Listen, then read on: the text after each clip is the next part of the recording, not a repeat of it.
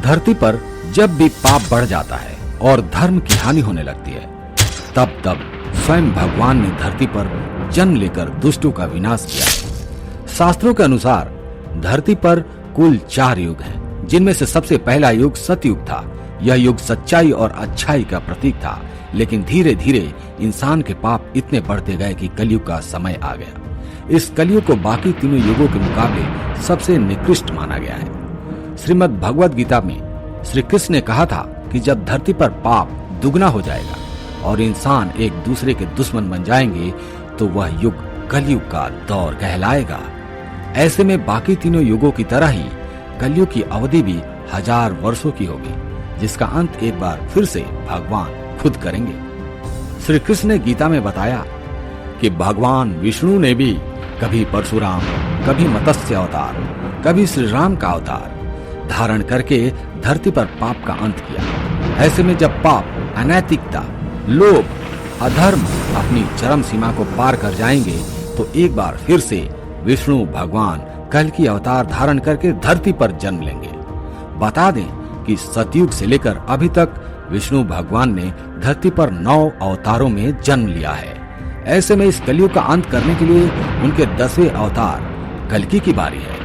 हर व्यक्ति इस युग का अंत देखने को उनके कल्कि रूप का इंतजार कर रहा है। शास्त्रों और पुराणों के अनुसार कलयुग का अंत करने के लिए और नए युग की स्थापना करने के लिए भगवान विष्णु अपना कल्कि अवतार लेंगे। इसके लिए वह कलयुग के अंतिम समय में सावन मास की शुक्ल पक्ष की पंचमी को जन्म लेंगे। शायद यही वजह है जो हर साल भारत देश में सावन महीने की शुक्ल पक्ष की पंचमी को कल्कि जयंती के रूप में धूमधाम से मनाया जाता है।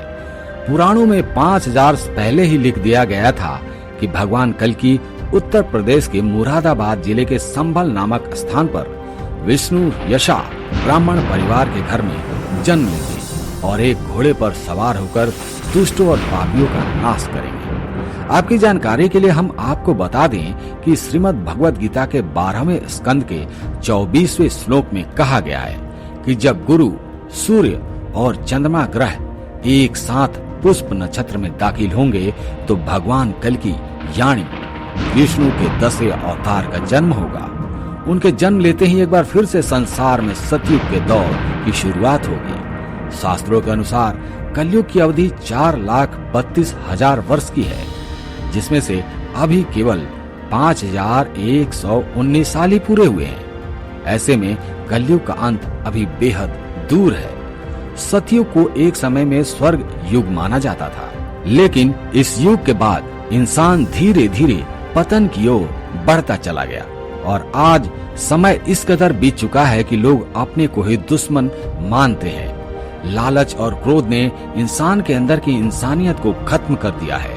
लेकिन जब विष्णु का 10वां अवतार धरती पर जन्म लेगा, तो एक बार फिर से इंसानों की बुद्धि लौट आएगी और बुराई का अंत हो जाएगा।